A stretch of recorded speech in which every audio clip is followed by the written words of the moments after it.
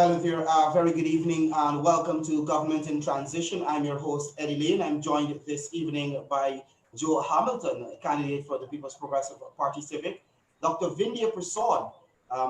She is a Central Committee member of the PPP and also a candidate for the People's Progressive Party Civic. And of course, Sanjeev Datadin, attorney at law and a candidate as well for the party. Lady, gentlemen, good evening and welcome to the program. Hi, Eddy. Good evening, colleagues and viewers. Good evening. Good evening, all. Good evening to your viewers. Good evening, Ed, Vindhya, Joe. All right. So good evening again to all of you and those who are looking. All right. So let's get straight into some business. The Guyana Elections Commission met today. They had a very long meeting. Well, the first session starting at 10 a.m. And I think somewhere around 12 or 12:30, they had a recess for lunch, and then they resumed, I think, about 2 o'clock. And on resumption, that session of the meeting lasted not very long. But there are a number of things that came out of that meeting. There was a motion, I understand, on the table to have the chief elections officer, who has been insubordinate, clearly insubordinate, to have him dismissed. There was also the report with the fraudulent numbers from Mingo that were presented by the chief elections officer in his final report, despite being told repeatedly by the chair that he should present the numbers based on the recount. A number of things happened, as I said, and one of them, very, very significant, is the fact that the chair has now completely ruled null and void the 10 declarations that were prepared, inclusive of the fraudulent one by Clairmont Mingo on the 13th of March. Those were in abeyance, and after the recount, there wasn't a decision. I think Lowenfield was trying to capitalize on that because there wasn't a decision in them. And what happened today is that the chair would have removed those 10 declarations. So what is left now is really the recount figures, the 10 certificates of recount for the 10 districts. That is exactly what is left for the basis of a declaration. I understand also that the chair has again instructed the CEO to prepare his report based on those declarations. And he has to submit that report at 2 tomorrow when the commission meets again. There are other decisions, but I'll allow you, my guests, to speak to some of them. I want to start with you, Sanjeev, from a legal perspective, because we know those declarations were in abeyance. Now that they have been removed, if you can speak to the legal issues surrounding this and where we are at the moment. Right, Ed. As I understand it from speaking to Sace Gunraj, our commissioner, the position is this. There was this, the previous declaration, the March 13 declaration from Mr. Mingo, which was being held in abeyance by the commission. They didn't actually strike it down as they struck down the March 5th declarations. Today, the chair decided that, look, as it relates to that, those will be struck out, so they are gone. So the figures produced that included Mingo's figures can no longer be used or relied upon by the commission. I think what happened is essentially the chairwoman, Justice Claudette Singh, decided that what she would do is, having met with the full commission and Mr. Lowenfield as relates to the reports that he has been giving, she explained very clearly that what is required is he has to produce the reports from the recount. So all the other things that is being said is, or all the things that appeared to have been troubling his mind before, she's essentially cleared the decks. She's made it clear there is no other figures as far as GECOM is concerned that relates to this election, except the recount. And what I need you to do is to do your job. Tabulate it, add it up, tell me what are the seat allocations, and let the commission deliberate upon it. So the effect of what happened is we have, of course, as we all know, if you look at social media, they're running away with various things about the CCJ judgment, especially about the recount order not being valid, which of course is false, but we'll deal with that a little later. But Ed, the position is, as it stands now, the chairwoman, Justice Claudette Singh, said essentially, what had happened is he had originally embarked upon this validity issue where he took an invitation from the Court of Appeal, apparently, or he took guidance from the Court of Appeal. The basic thing is that the CCJ has ruled clearly that validity has already been determined by the people who count the ballots. There is no one else, nobody in GECOM, not the chairwoman, not the CEO, not a commissioner, nobody can decide on anything now about validity except the judge. So that is all gone. So we don't have that issue no more. The statements from the court was clear. There is nothing else left. Now, what she has taken an approach, I know that there are divergent views about people saying, why give him another chance, or why not give him another chance, and why not move forward? But that's a decision that the commission is constitutionally empowered to do. Now, don't be fooled about people saying that she can't direct him. And they're referring to parts of Article 177 that says it's on this exclusive or the sole advice of the CEO. Article 161 and Article 162 are very clear. The commission can direct any officer. They can hire and fire, and they can direct any officer to do that which they have decided is fair and in the best interest of an election. This is not something that, exactly, that is 161A. And you can see the last part of the first paragraph, paragraph 1, states very clearly that they shall have the power to remove and exercise disciplinary control over staff. So these are not things that are confusing. And as I've said before, when they say advice of the CEO, his advice is the numbers. It's not anything else. It's not give advice on cricket. It's not to give advice on how to play football. These are not the things that he is there for. So what the chairwoman has now done is the space has been getting smaller. The room has been getting smaller for Mr. Lowenfield. And she has now essentially made it as small as possible so that he has only one path to go.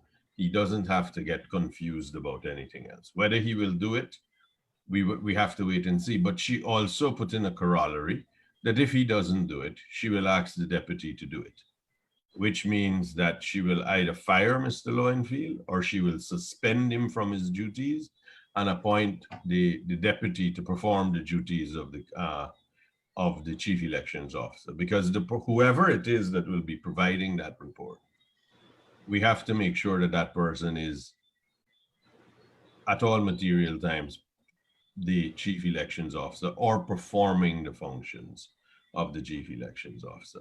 So it was nothing complicated today. It was essentially a narrowing of what is going on, and Lowenfield has now been put on a very narrow path and a short leash, as we would say, and he needs to do what he's supposed to do.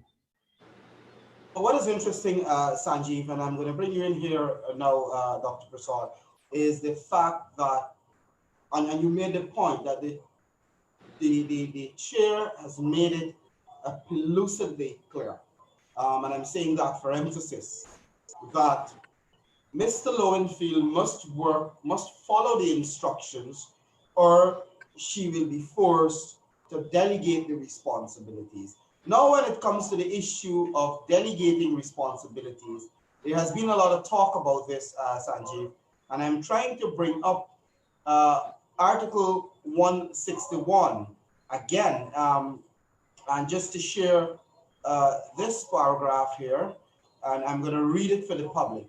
So this is Article 161A2, and it says the Elections Commission may, by directions in writing and subject to such conditions as it thinks fit, delegate any of its powers under paragraph 1 to any or more of members of the commission, or by such directions and subject to such conditions as it thinks to delegate the powers to such officers of the commission as the commission may determine.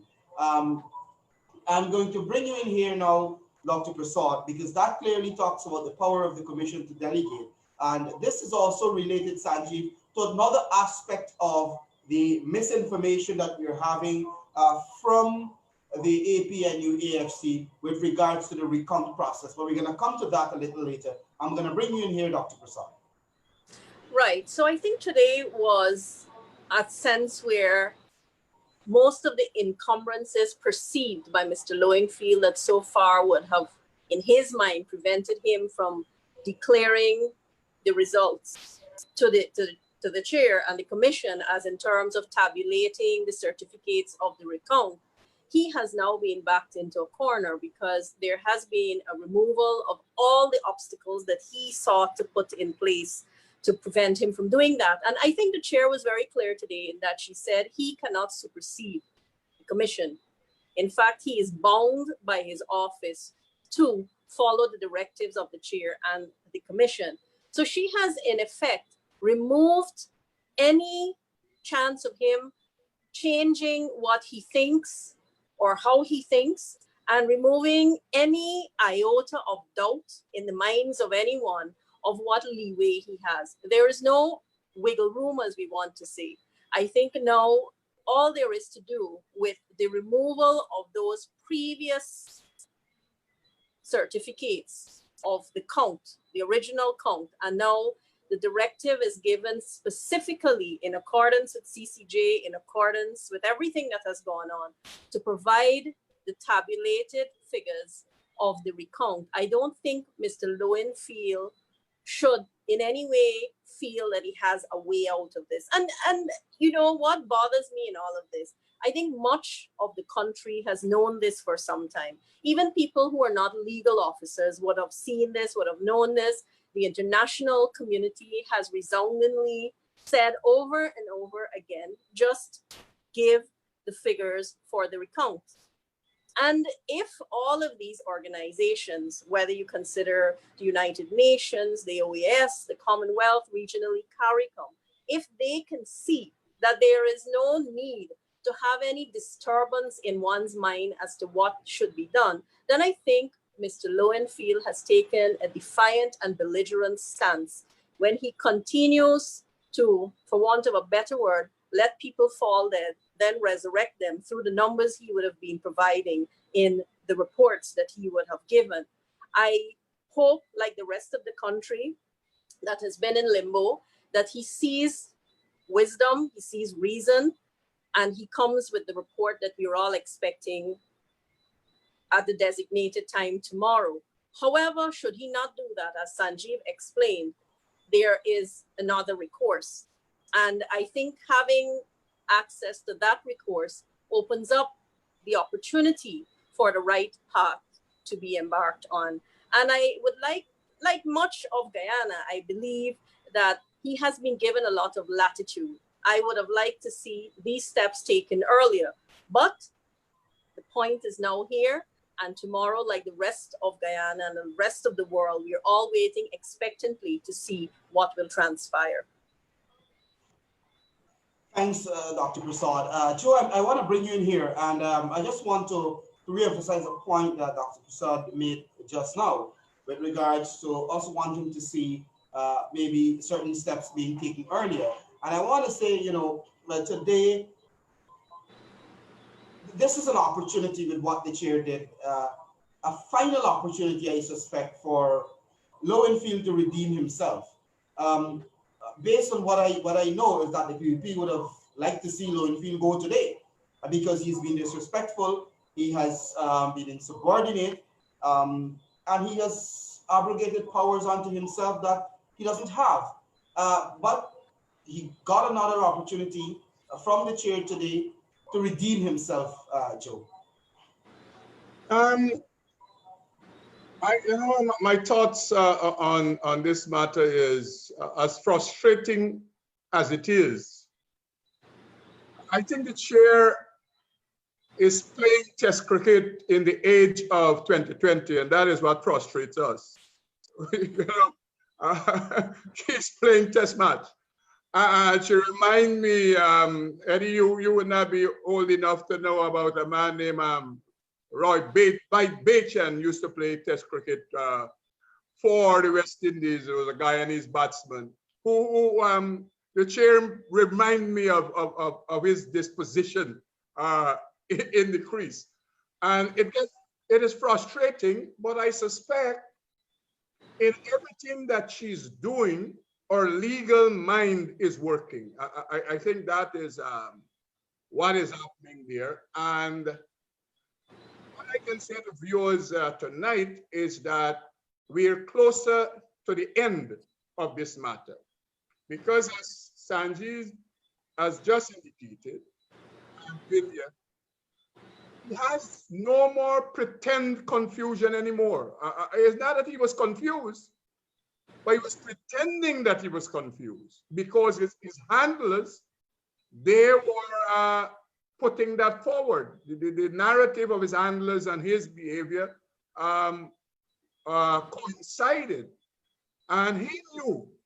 And if you recall, Adrian Sanders, the president of the court, before he gave his judgment, he traced this matter from where it started and what has happened and how we got to recount and all the issues. And the understanding from everyone was that once we have the recount done, the numbers that came out of the recount would have superseded everything else.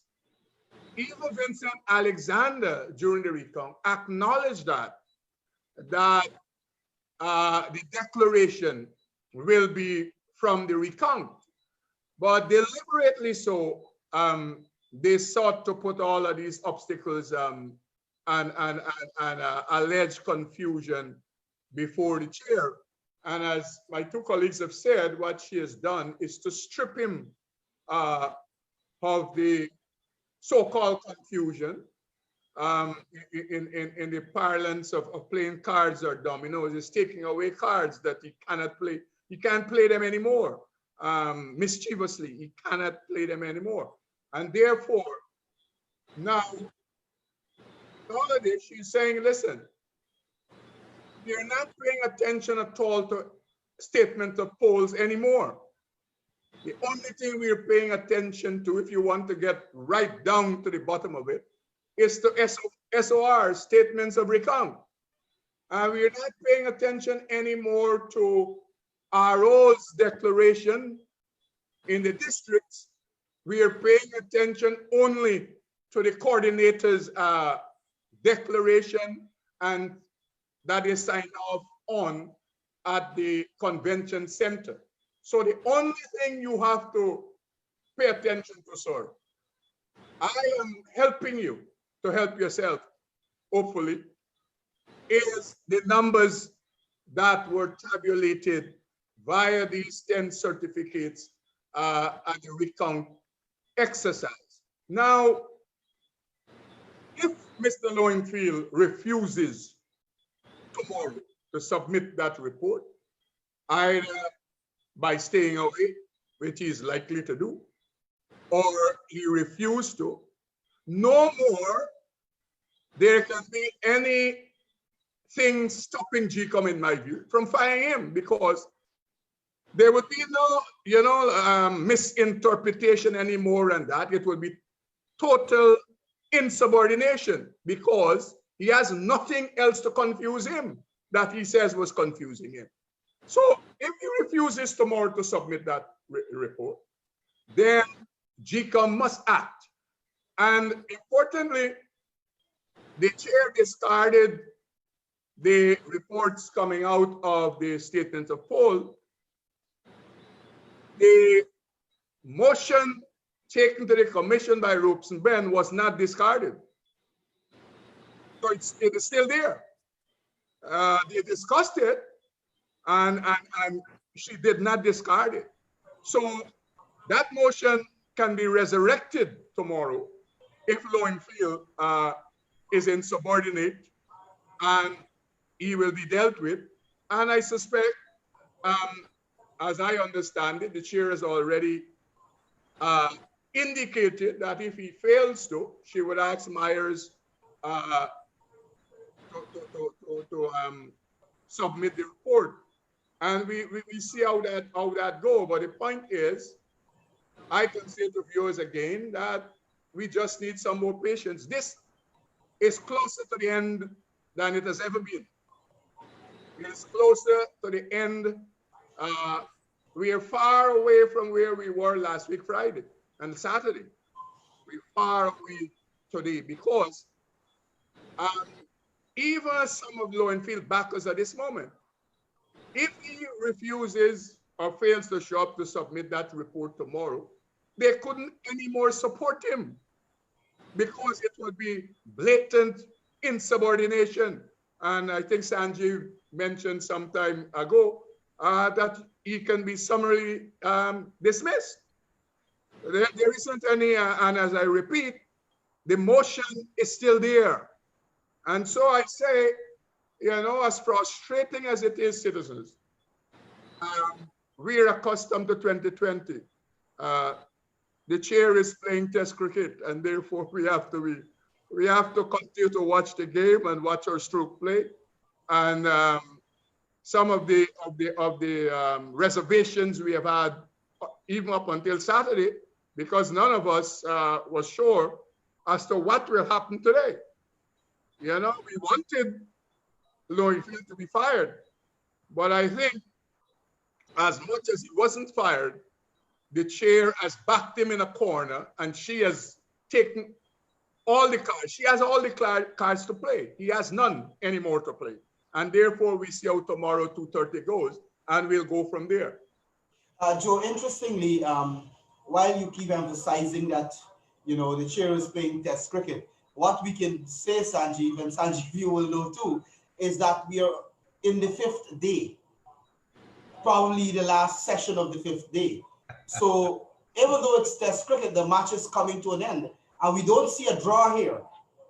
We don't see a draw here. We see an outright win, and that outright win will be Team People's Progressive Party Civic, because you've made the point. Matter of fact, all three of you have made the point that while a lot of people didn't recognize how significant today was and the decision taken, is that Lowenfield can no longer say, I need clarity.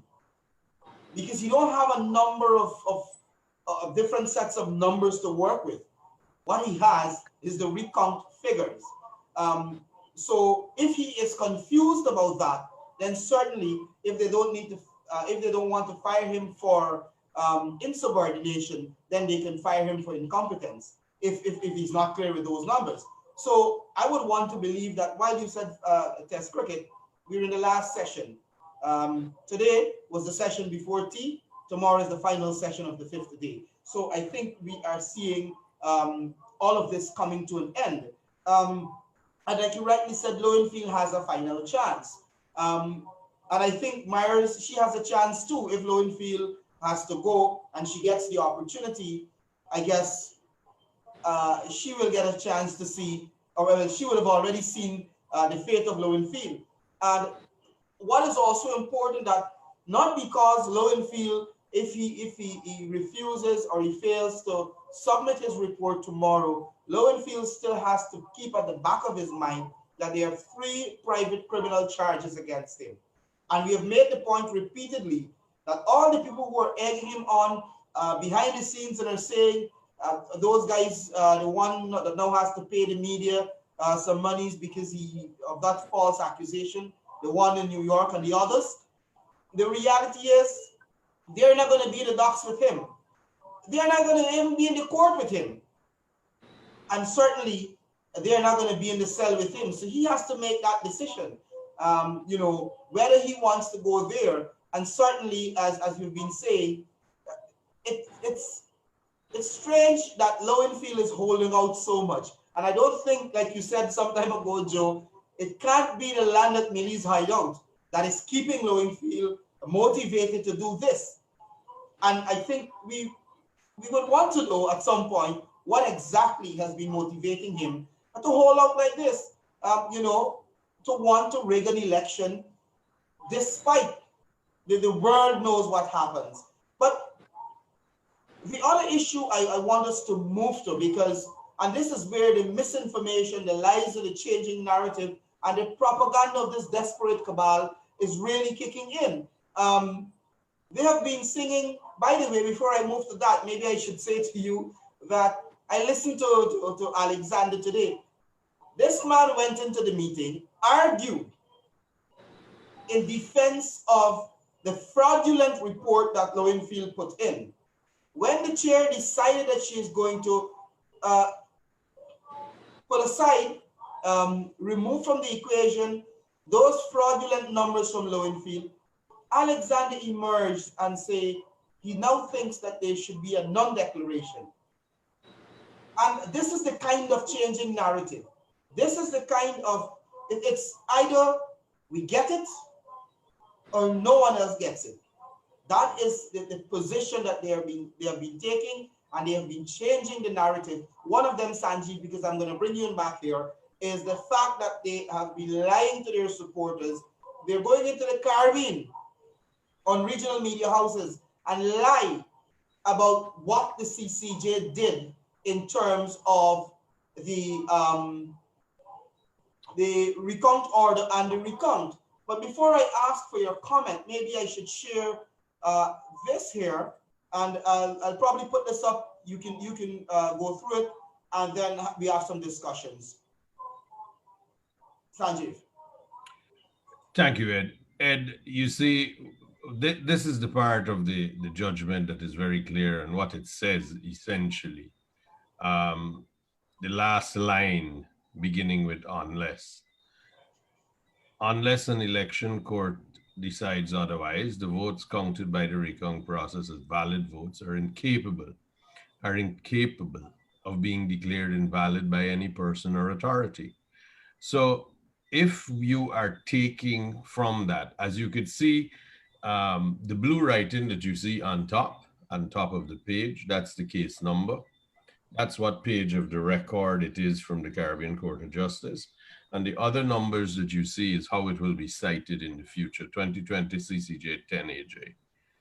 Okay, so this is from the official record of what is in the decision. Now, what I heard, parts of what Vincent Alexander, like you were saying, and he was trying to read parts of the judgment, and he's trying to interpret things that are not there. Those words of the judgment are so clear. You don't need to be a lawyer. The court is simply saying, look, man, the only people who can determine validity have determined validity already. And this is why it's so, Ed, it's very logical. Validity is dependent on the ballots. So you have to look at the ballots. When you look at the ballots, you make a determination. This ballot is valid, this ballot is not. How do you determine invalidity? The legislation, section 98, provides for that. And how do you do it? You look at it, if it doesn't have the security features on it, because our ballot papers are like money, so they put a light over it if they don't see it, if it doesn't have the watermarks, the marks that it's supposed to have, then it's not a GECOM ballot, so it can't count. If the intention can be discerned when you look at the ballot, then it's a valid ballot. If, however, someone went in and marked every box, then it's a spoiled vote. But the ballots are, that's what it is. Now, how can Lowenfield go back and revisit a decision made by an eyewitness, a man who is looking at the ballot and deciding for himself, this is a valid ballot, And Lowenfield wants to go, not having seen the ballot, and he decides whether the ballot is valid or not. Now, this is a fundamental principle of law, that if you are not the witness, you cannot adjudicate on it. So if an election petition is filed, and if they decide to challenge the result, those ballots are going to come into the court, and the court is going to look at them, and the court is going to hear what you have to say about them, and the court will make a decision. So essentially, and that's why the CCJ tried to explain to them and try to explain to everyone that all of these concerns you have about the validity, GECOM looked at it and decided it already, and GECOM is not divisible. The Secretariat is not divisible. Lowenfield is not different from the RO, is not different from the DRO to the polling agent to the clerk. The act of one is the act of all. So if they have made the decision, he's essentially sitting on appeal from them, and he has no power to do that.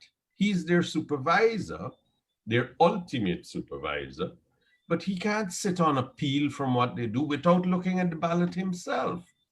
Now, he cannot, he has no mechanism in law to do that. And that is why the CCJ has been trying to disabuse everyone's mind that as far as validity is concerned of the ballot, that's been decided already. And there is no way for it to be revisited until you get to a judge. The other thing that they're tying with that, and they're trying to say, and they have been peddling since Lowenfield adopted essentially Mingo 2 numbers, but different. I mean, even copying it, they did wrong. But essentially, it's close to Mingo number 2 numbers, which is the 13th of March declaration numbers. What was the issue? They're saying that the court said that Order 60 could not change any law, and therefore it was invalid. So if the recount was invalid, you have to go back to the order, what was being held in abeyance. Well, I think that was put to rest because the chairwoman said nothing that was held in abeyance is valid anymore. So we're only left with the recount. But let me explain to you. In paragraph 39 of the judgment, the Caribbean Court of Justice was at great pains to explain that Order 60, 38 and 39, Order 60 was crafted because of the problems that arose and carefully crafted so that they can produce a process and a mechanism within the law to address what was going on. And as you could see of 39, the aim at transparency included a variety of measures.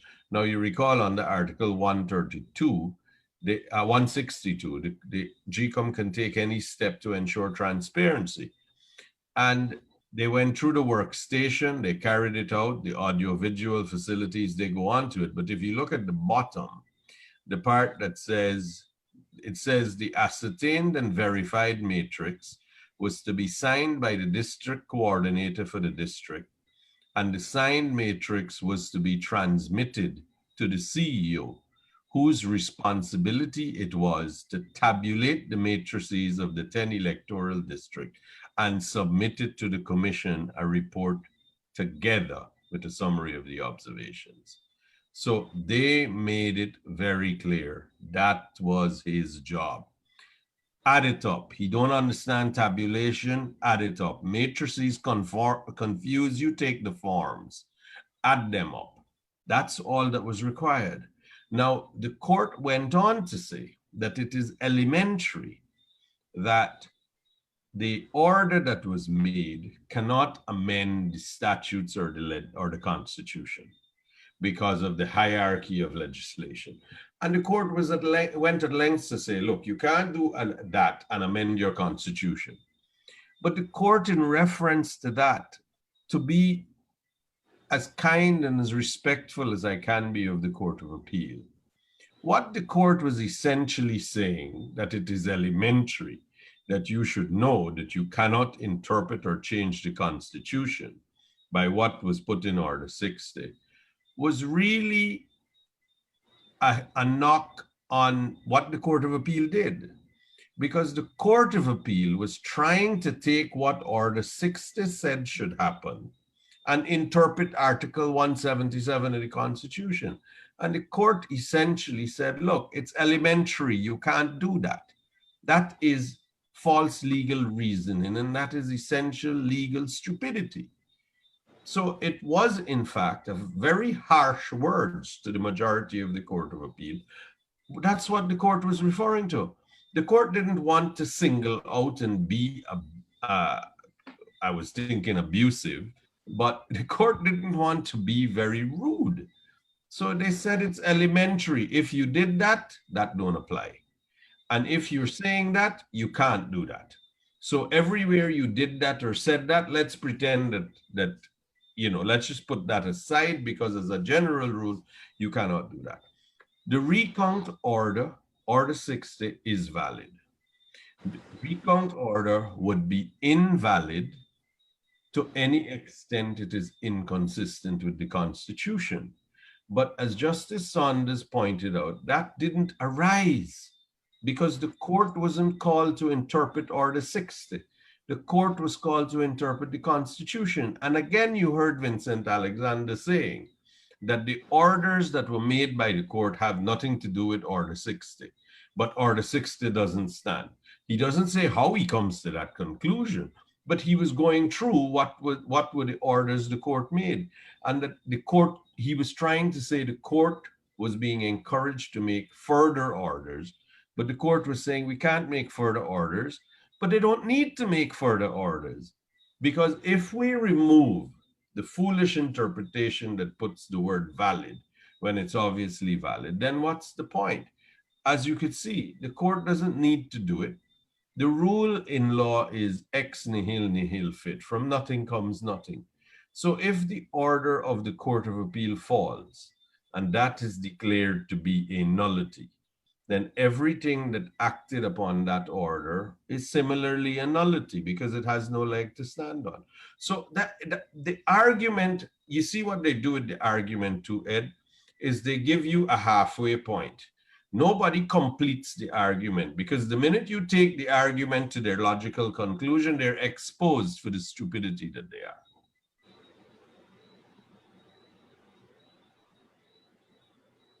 You're muted.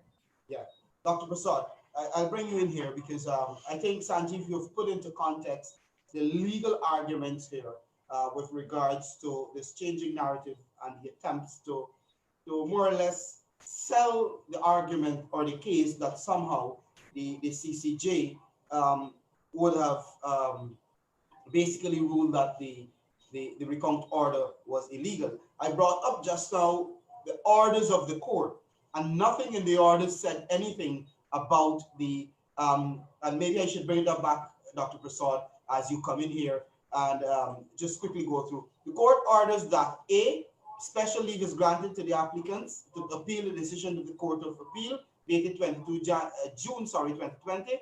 The appeal of the applicants is allowed, and the said decision of the Court of Appeal was made without jurisdiction, is invalid and of no effect. The court declares that the report of the Chief Elections Officer of 23rd June 2020 is similarly of no effect. The last order is that the court shall receive written submission on cost on or before the 22nd July 2020. So clearly there is nothing there that speaks to any order dealing with the recount order. Dr. Persaud. Right. Yeah, I don't think the court was ambiguous in anything that it said.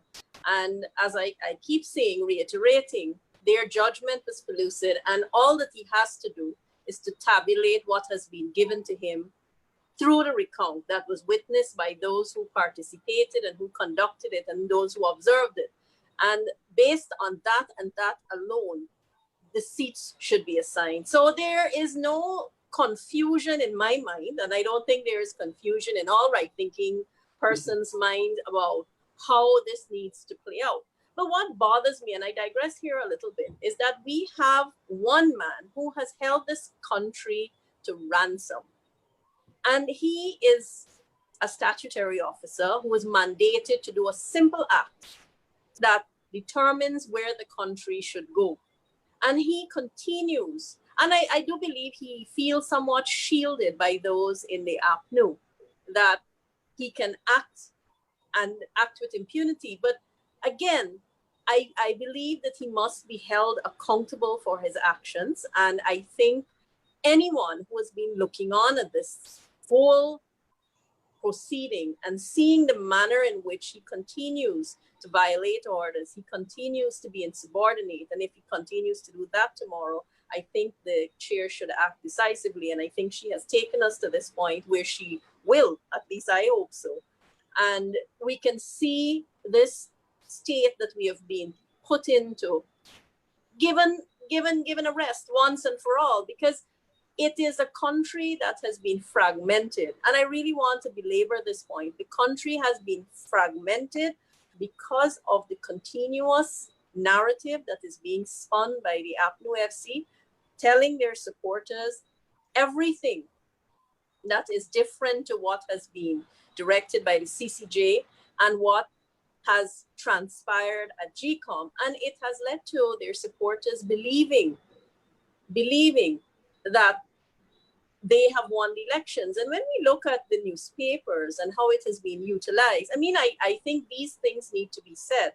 It has been utilized to change what is in effect happening and transpiring in the country. I think it's a dangerous thing that they're doing, because what it is contributing to is the polarization of a nation. And it is something that should bother every Guyanese, because elections, they come, they go, and it gives every person a chance to express what it is they want for themselves and their country in terms of their vote. So for Mr. Lowenfield to continuously defy everything that he has been instructed, he continues to really act against the country to which we all belong. And when we look at the way in which people have been responding to each other after every meeting at GECOM, or after everything that has been said, we see the vitriol that is being spewed. And it's very disturbing to me. I don't know about you, Eddy, but it bothers me, because we have seen people, you know, against each other. And this is because of what has been told to them that is furthest from the truth. And when we start to go in a direction where we deviate from the truth, and we do that merely to have a stranglehold on power, which is not ours to have at this point in time, because the electorate has spoken, the recount has happened. There's no going back to change the validity of the recount. There's no going back to challenge the validity of the recount. The CCJ, to which we subscribe, that highest court has pronounced. The chair has removed all of the arguments in favor of anything else. So I think the path is clear. And for anyone to, at this point in time, act in contravention of what has been prescribed by the law and even by the court orders, I think then they are least of what we consider, I'm not even going to say a patriot, they're least of what we consider someone who is acting as they should in the office that they hold. And I speak directly to Mr. Lowenfield here.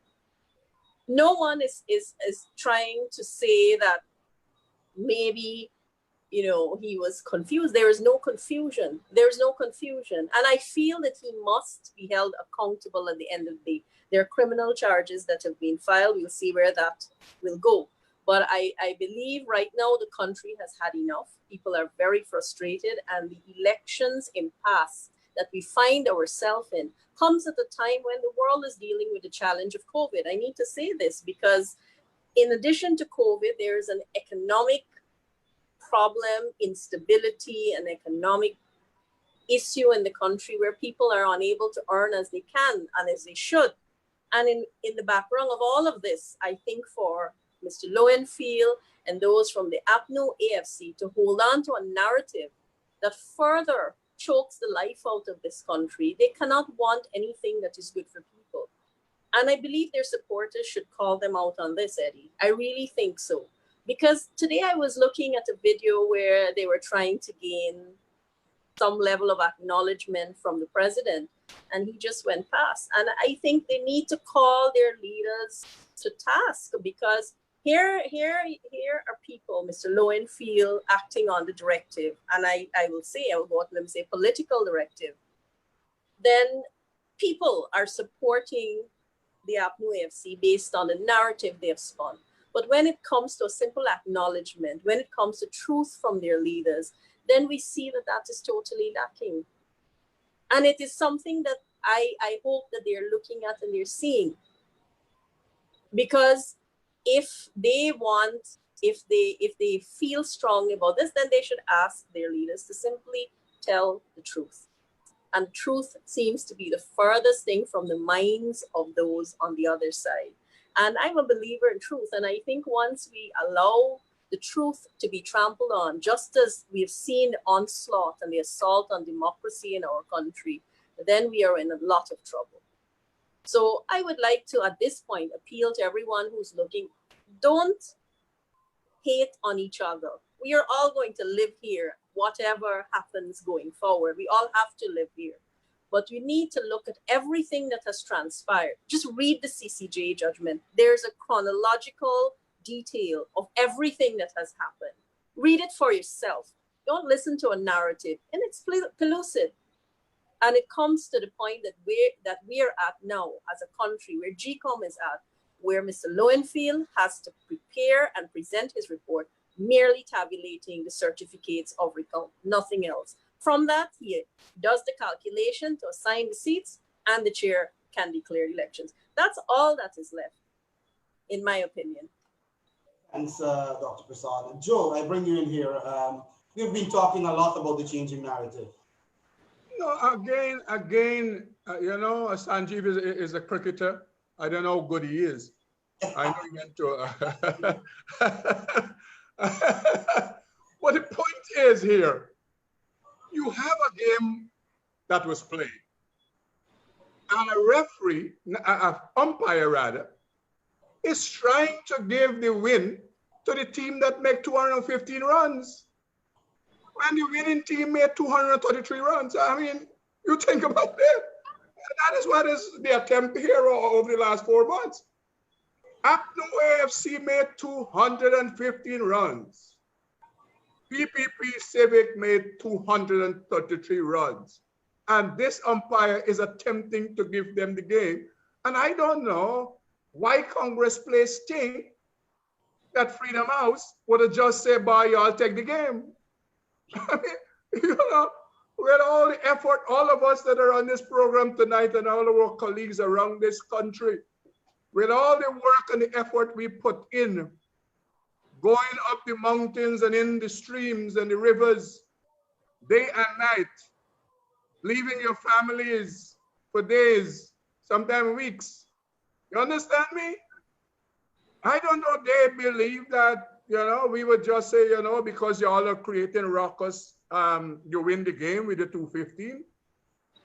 Secondly, Lowenfield in this last report that he submitted last week attempted to stuff the ballot box after the counting, because the counting happened and you had 460,000 votes in valid votes, plus about 5,000 invalid votes. So you had total in the boxes was 465,000 ballots. This man presents a report with 479 ballots. Normally, the PNC, in the days of Burnham rigging, they stuffed the ballot box before. Lowenfield is stuffing the ballot box for them after the counting. That is what he attempted to do with this 479 number that he put before the commission. The other important thing is, and Vindhya talk about their narrative and Sanjeev and Eddy to some. The question is, which one of the narratives? Because whilst Alexander is saying annul the elections, Trotman is saying let's talk. Even James Bond is saying pick up the phone and call. Nagamutu Sunday saying let me discuss shared governance, power sharing. So which one of the narrative? They even can't keep it together. So you don't know what let us assume we, the People's Progressive Party, say we decide to take these lying, cheating, thieving people seriously.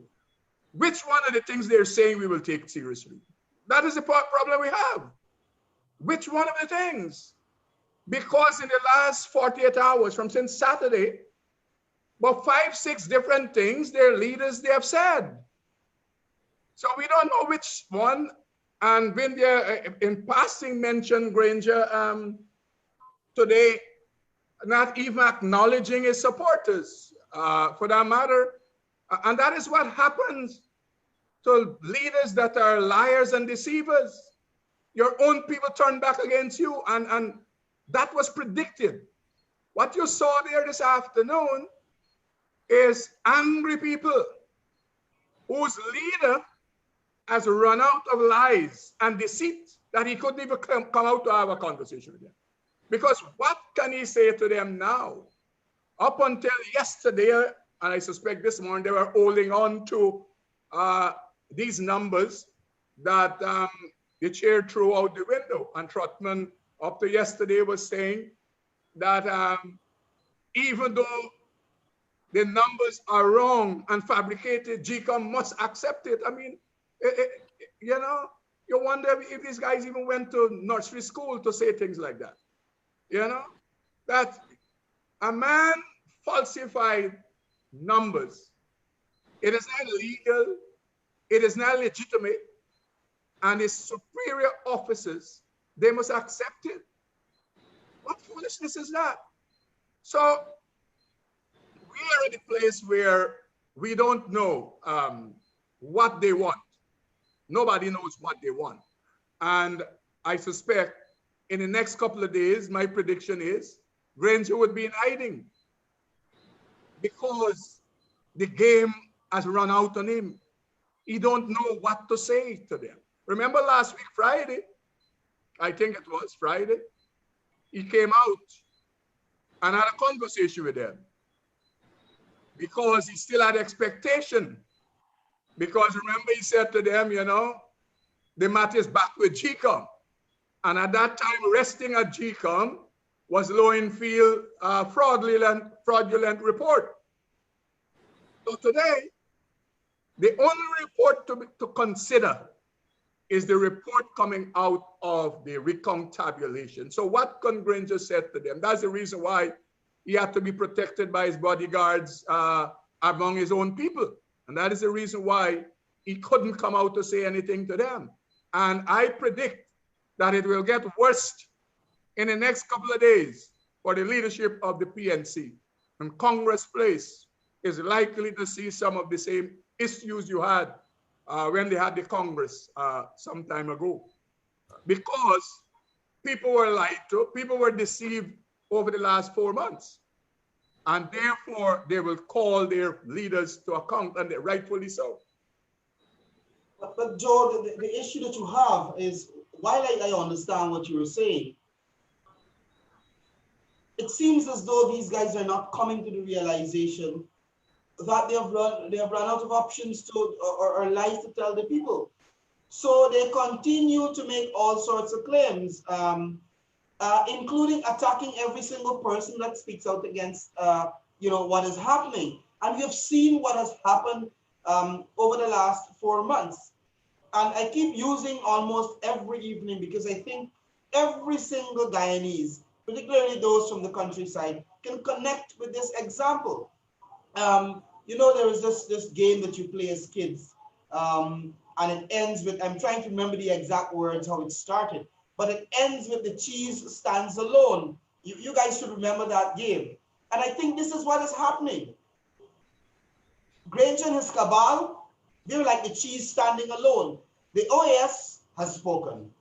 The European Union has spoken. The Commonwealth has spoken. The US, Canada, CARICOM, the only people who are having a different view on a different narrative is Granger and his gang. And even to that, the lie that they're talking, they can't get right. Because you have 7 different numbers, 5 of which came from Lowenfield and Mingo, and the 5 are all different.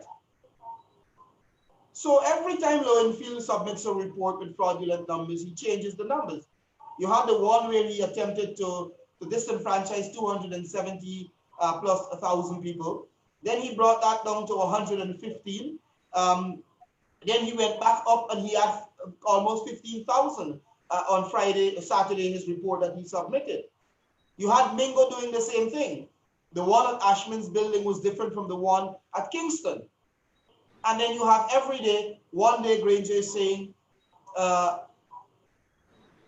there were irregularities in the elections. The next day he is saying that we won the elections. Then he returned to saying that the elections were fraudulent.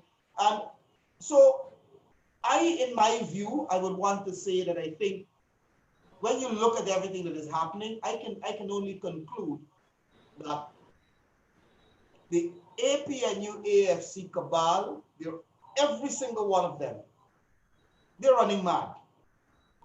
I'm serious, they're running mad, because when you listen to what these people say, I mean, a nursery school child would ask, what are you saying? You're not making sense. You know, you look at Basil Williams' explanation the other day about the recount order in the Chronicle. You know, it's crazy. These are a bunch of mad people we're dealing with. I mean, how could you give them power to run a country when they are mad? How could you? Think about it. They are trying to attack the recount process. They're trying to attack the CCJ. They're attacking CARICOM. These people have already spoken. They've already spoken, and the numbers are out there. The PPPC received 233,336 votes, APNU 217,920. You cannot change the figures. You cannot change the balance. They were counted for the public to see. You had the audio feed, and then you had the tabulation taking place with a video feed. Come on. I'm going to give you guys an opportunity to wrap things up. I'm going to start with you, Dr. Persaud. Right. And I'm glad you mentioned, you see, it's like children. It's like in sport, any sport. If you don't get what you want, you say one or two things. Either you cheat me or I'm not playing with you anymore. Or you and do this like is the what little boys when they play cricket. When they out, they pick up the bat and ball and they go home. Game is over. Right. Right. So let's look at the region, CARICOM. CARICOM was invited here by none other than President Granger. All went well until CARICOM gave exactly as they saw it. A very, very balanced report stating exactly what transpired.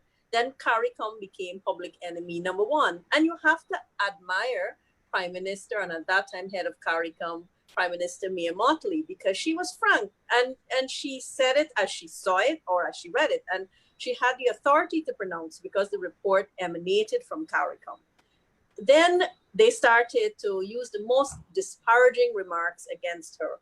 Now their sights have been turned on the members of CARICOM. And the latest we have heard is Mr. Trotman. And, you know, he's using the worst descriptions to speak about the islands as not having much to offer. But I mean, we are all part of CARICOM, and it is very irresponsible to have that kind of commentary emanating from a former minister of government, a former speaker, and someone in the leadership of the APNU-AFC. So in essence, what they have said to the world, to the people of Guyana, is if you don't agree with any one of our changing narratives, any one of these fabricated numbers coming out of the reports from before Lowenfield, Mingo, then you must be wrong. There must be something wrong with you. There must be something wrong with your logic, your acumen, and everything that you are basing your arguments, your statements on. But how could much of the international community be so wrong? How could the people of Guyana, who I have to really congratulate the people of Guyana, they have borne all of this with forbearance, they've been patient, they've been very stressed while they're doing this, and yet they're waiting for some sense to prevail, some reason to prevail, where they can get on with their life and the country can move forward. And yet we find the APNU-AFC constantly pushing our patience and making everyone feel as if somehow or the other they missed something that the rest of the world saw and accepted. And I really want to say, whatever happens going forward, I'd like the people of Guyana to not be duped by the narrative coming out of APNU-AFC. I know that everyone has their political preference as they are entitled to. They've voted in a particular way. But at the end of the day, look at what has happened from the time you voted to now and make your own deductions. Everyone out there can do that, and people should not be gullible and led by their noses just because they follow a certain thing. At the end of the day, what needs to triumph in this process is democracy. At the end of the day, what needs to triumph is this. In this whole scenario, there must be legality. At the end of the day, what needs to triumph in all of this is truth. And if these things are lost in the melee that is ensuing every time you hear of something and every time you wait for something, then we are doomed to an abyss of no return. So I'd like to call on all the Guyanese out there, all, whether you voted one way or another, look at this and look at what you want for your future. Look at what you want for the country. Look at what you want for the children. And speak out, advocate for the things that must be done. Hold your leaders accountable. Ensure that what you are getting is what you want. Ensure that what you're getting is the best for the country. And I believe when people are put in certain offices where they can hold the future of a country in their hands, they must be accountable to the people of that country. And that is why I hope with all my heart that tomorrow the chair will act decisively, that GECOM will act in a manner which will bring an end to what has transpired from March 2nd to now. The country can get back on track. We can have the legal government sworn in. We could not have this wrestle for power that is continuing, and we can have people understanding not only what sportsmanship is, but what good political grounds are. And it's the same thing. When elections will come around, some will get all of it, and the other side will have to work hard to get back wherever they want to go. That is what elections are about. And I do believe people want to see a level of political maturity that we're not seeing. We're not seeing that level of political maturity, but people would like to see it. We are in 2020. It's been a very difficult year. And I would like to see the year end in a manner where our country can progress and where we can see things like electoral reform happening in the future. So we're not back in this mess that we're in right now, and where we can see people acting with integrity and honor when they hold office. So Mr. Lowenfield, it is incumbent on you to do the right thing.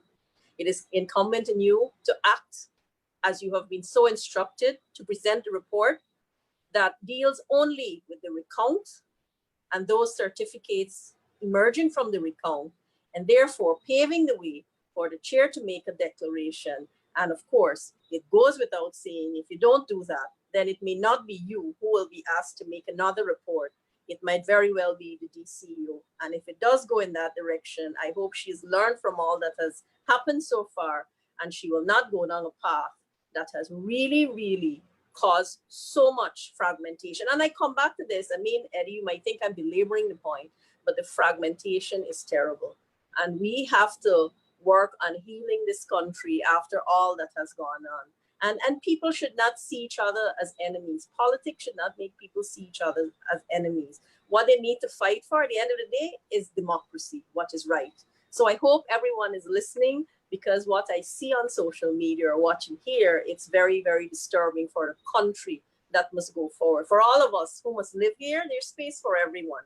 But we would like to see the leaders of the other side do what is right. And I must commend all of the newer parties for the stance they have taken through the entire process. They've been part of everything from and ended with the recount, and they have not stayed silent. They've all continued to clamor for action to either be taken against Lowenfield or for him to do the right thing. They've been there in the legal battles as well. And I think it is a credit to them that they have seen it all the way through.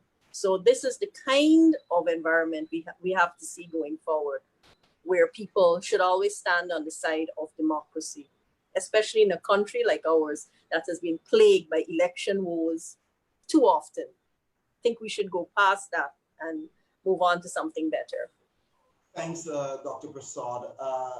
Joe, I'll give you a chance to wrap up then, Sanjeev. Viewers, I say, just think about it, throw your mind back. What could have happened to your life in the last 4 months in the PPP in government? Legitimately, the fact that we won the election, so many programs and plans that we have in our manifesto would have already been out there helping the people with their lives. And so you have been robbed, and it has nothing to do with who you voted for. All Guyana, you have been robbed because you have a set of people who wants to hold on to power illegally. I say this, as painful as it is, the trials and tribulation that Vindhya spoke about, in my view, and I have always said, and I continue to say, for the people who are under 35, under 40, I believe with all this pain, it is good for them to see.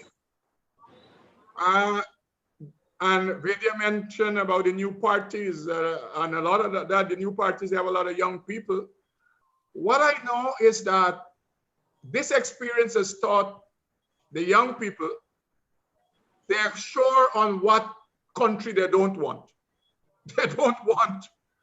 This era has shown them and has caused them to commit themselves to ensure that the country I want, that is the country it will be. And it is important, as painful as it is. And I go back to the point I also always make. It was a useful thing that the PPP lost power in 2015. That no more people like me have to speak to young people about the PNC and power. They're experiencing it, they're living it. I know it's a lot of pain. I know it's a lot of stress. I know it's a lot of agony. But I believe in all of this, it is useful. And for the PNC, APNU-AFC supporters, we say to you tonight, you're not our enemies. We don't despise you. We understand that most of you are emotionally entangled and most of you are deceived and allow yourself to be deceived. We hope that you will rise up and recognize, as Vindhya said, you cannot make lies truth. Truth is truth. And that is what we have the last 4 months. On our side, we speak the truth, and on the other side is a lot of lies and deceit. And we would hope that the supporters of the APNU-AFC, they can see through these lies and these deceits, and they can call their leaders to account. We say to you also, you have nothing to fear from the People's Progressive Party civic and government. Our government will function and work for all the people of Guyana. For us, the elections are over. It should have been over a long time ago. Now it's time for governance. Now it's time to do everything that is possible to help our people, to lift them up out of poverty, to lift them up out of financial strain and stress, so that we can together develop this great country of ours that we call Guyana.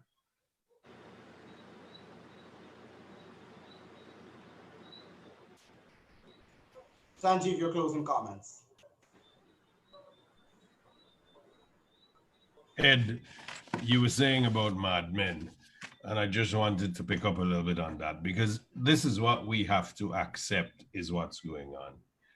Of all the changing numbers, and that by my count, there have been 7 different ones, 2 of which match. The recount numbers and the ones that we said were the numbers are approximately the same. Every other version has varied. Now, nobody in APNU-AFC has complained about these numbers moving up and down. Nobody complained that the first set of numbers that Lowenfield put out gave them 2/3 of the parliament, which means they lost when they went from 2/3 of the parliament to having only 1 seat advantage. They were unconcerned that in one fell swoop, he removed 15% of their votes, and they were unconcerned. They didn't ask a question. There was no clamoring, no protest, no Mr. Lowenfield, why did we lose these votes? Nothing of the sort, because they're unconcerned about the actual numbers. If you look at the narrative of what they're saying, what their leaders are saying, and what their supporters are saying, their supporters are not saying we won the election. Their supporters are saying Lowenfield declared us the winners, and you must swear us in on the basis of that. If that were true, then we don't need to vote anymore. We could ask Lowenfield what numbers he wants in 2025, and we go along with that, because that's effectively all they're concerned about. You have to be under a rock or totally oblivious to reality or the ability to comprehend anything for you not to realize that the coalition lost the election and the PPPC won the election. You have to be devoid of any morality to not know that. And you can see that what they are arguing about has nothing to do with numbers. They have given up on the migrant voters. They have given up on the dead voters. That's not any longer an issue because it has evolved. Their rabid attacks, the vitriol that they direct towards anyone who speaks up, be it Ralph Gonsalves, Prime Minister Ralph Gonsalves, Prime Minister Mia Mottley, the Commonwealth, the OAS, CARICOM, the ABCE diplomats, and public officials, secretaries of state, secretaries, the acting prime minister in England, former prime ministers, Golding, Arthur, the Carter Center, the observers that came here, anyone who says anything, they attack. They call you vile names, they insult you, they insult family members. That's been the tactic. Then we have recently, we hadn't heard from Raphael Trotman for some time. And then he comes out and in a very insulting way, he says that if you have 200 or 300 people voting, then you must not have a say. Does that mean that if you only represent 200 or 300 people in a constituency, you have no decency? You have no respect for the rule of law? You have no aspiration to live in a democratic state? These things are non sequiturs. He forgot. Raphael forgot that under Burnham's persecution in the 1980s, his father went to Grenada, and that's where he sought refuge from the persecution in the 1980s of Burnham. His sister lives there. He got married there. His sister lives there. She's married to a Grenadian man who is involved in politics. He was Attorney General at one time. I mean, how could you say things like that are so insulting to your CARICOM neighbors, all because they're telling you, don't rig the damn election. You've been caught. Have some decency and walk. But that's irrelevant to them. Everybody, Ed, has been saying in the most diplomatic terms, in the most polite terms, listen, we catch you trying to rig this election. The whole world knows you're trying to rig the election. You cannot succeed. Everyone knows what you're doing. Everyone knows what you're trying to do. So Mr. Lowenfield takes it upon himself now. He's like Brian Lara of the team or something. Everybody's out. He's the only one that decides him alone will win the game. That's what his intention is, that he will ignore everything. I hate to compare Lowenfield to Lara because that in itself is blasphemy. But the reality is that's what he's trying to do. They have failed at every other attempt So he's going to invent numbers. This is preposterous. When will it end? Now, we have, all the doors have been closed. As Joe said, the cards are all now with GECOM, and the CEO has either got to comply, so he either puts up or he shuts up. He needs to comply or get out. And that's what needs to happen. We need to have a public, we demand public officers in this country must stop playing games. Just do your job. It's not that hard. Just do the job that the state has paid you to do. That's all he has to do. Or those charges will have a very different outcome, and an outcome that is very unfavorable to him. So Thanks. hopefully he gets the message, and tomorrow we get Thanks, a surprise. Sanjeev. Joe Hamilton, Dr. Vindhya, Persaud, I want to thank you very much for being here this evening. We've gone over time by 20 minutes, but that's fine. We've had a lot of stuff to get in tonight, but I want to thank all of you for joining me this evening as we update the Guyanese people and let them understand where we are and the fact that we are very, very close to the end of all of this. And as you always say, Joe, this can only end one way. Democracy and the Thank you for having me, Ed. Good night, Joe. Good night, Good Vindhya. night, all. Hey. Have a good night, everybody. Thank you, Eddy. Good night to all you gentlemen, and good night to those who are watching today's program. Thank you. Take good care.